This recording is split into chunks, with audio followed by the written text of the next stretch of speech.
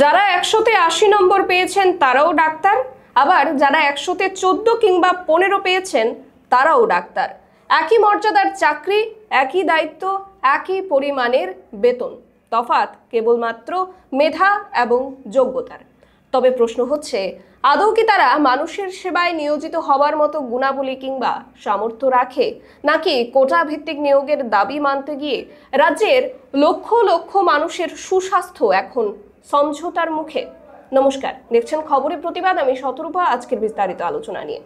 চিকিৎসা ব্যবস্থা এমন একটি সংবেদনশীল ব্যবস্থাপনা যার উপর মানুষ চোখ বুজে ভরসা করতে চায়। সেখানে চিকিৎসকদের সামান্যটুকু গাফিলতি একজন মানুষের জীবন ও মৃত্যুর মাঝখানের ফারাক মিটিয়ে দিতে পারে।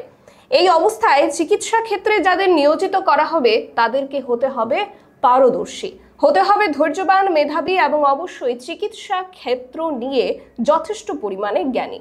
আর জ্ঞানের বিচার করতেই পরীক্ষা নামক একটি প্রক্রিয়া চালু রয়েছে, যার মধ্য দিয়ে সুযোগ্য ব্যক্তিকে একটি নির্দিষ্ট পদে নিয়োগ করা হয়। সম্প্রতি ত্রিপুরা পাবলিক সার্ভিস কমিশনের পক্ষ থেকে একটি নোটিফিকেশন জারি করা হয়েছে। ত্রিপুরা স্বাস্থ্য দপ্তরে 216 জন জেনারেল মেডিকেল অফিসার পদে নিযুক্তির এই তালিকা প্রকাশের পর থেকেই চারিদিকে তুমুল সমালোচনার ঝড়। তালিকাটিতে দেখা যাচ্ছে জেনারেল কোটাভুক্ত বেশ কিছু পরীক্ষার্থী 100 নম্বরের মধ্যে 60% অধিক নম্বর পেয়ে এই তালিকায় স্থান করে নিয়েছেন। আবার একই তালিকায় এসটি ক্যাটাগরি ভুক্ত 100 নম্বরের পরীক্ষায় কেউ পেয়েছেন 14, কেউ বা 15, কেউ বা 20 নম্বর।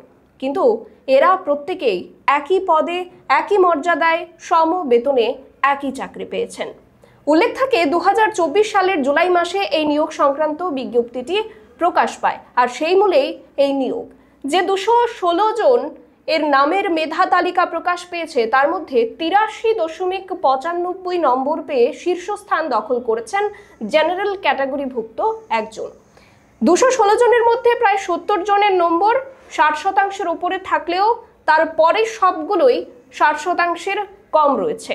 তবে সবচাইতে আশ্চর্যের বিষয় হচ্ছে 20 নম্বর, 15 নম্বর, 14 নম্বর পাওয়া পরীক্ষার্থীরাও এমন একটি গুরুত্বপূর্ণ পদের জন্য মেধা তালিকায় স্থান করে নিয়েছেন। যদিও এটা কোটা ভিত্তিক বাছাই তা বলার অপেক্ষা রাখে না। এই নিয়ে রাজ্যের প্রভাতী পত্রিকাগুলোতে জোরদার লেখালেখি হয়েছে। কোটার ভিত্তিতে প্রকাশিত মেধা তালিকা আখেরে রাজ্যের লক্ষ লক্ষ মানুষের জীবনের সাথে আপোষ মেনে নেওয়া নয় তো? এই 14-15 নম্বর পেয়ে যারা ডাক্তারি করবেন বা কাউকে ওষুধ লিখে দেবেন, কাউকে ইনজেকশন দেবেন কিংবা রোগী দেখবেন, তাদের আদৌ মেধা কতটুকু, আদৌ তাদের শিক্ষা কিংবা জ্ঞান কতটুকু?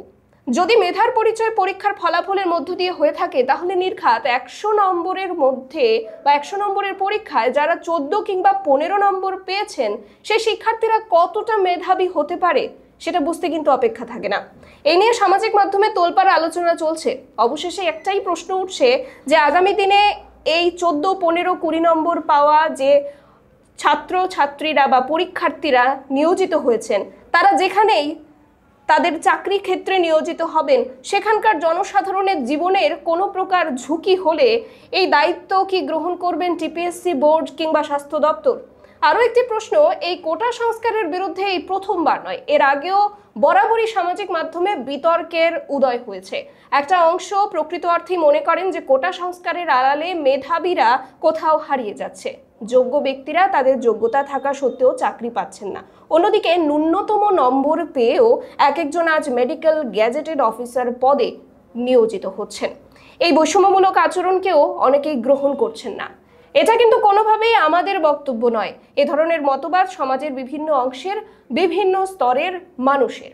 আপনারা এই গোটা বিষয়টিকে কিভাবে দেখছেন বা আপনারা কি ভাবছেন সেটা স্পষ্টভাবে লিখুন কমেন্টে, এবং অন্যান্য গুরুত্বপূর্ণ আপডেটসগুলো দেখুন। চোখ রাখুন খবরের প্রতিবাদে। নমস্কার।